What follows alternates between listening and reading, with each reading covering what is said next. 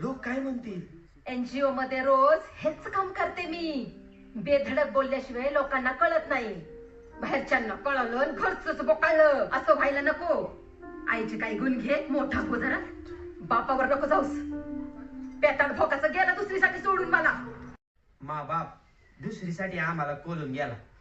तो गेला पण त्याच्या वाटेची सगळी बोलणी वारसदार म्हणून आमच्या वाटेला आली राव.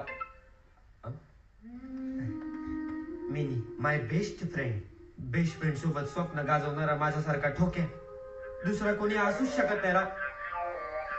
रोज चुकतंय कळते पण सकाळी उठल्यावर आठवलं या चंड्या माझा टांग दोस. टांगच म्हणलं मी. कामाक्षीला पाहिल्याशिवाय चंदूला दिवस उगवल्यासारखं वाटत नाही. पण कामाक्षी कायम तिच्या चित्राच्या विश्वात रमलेली.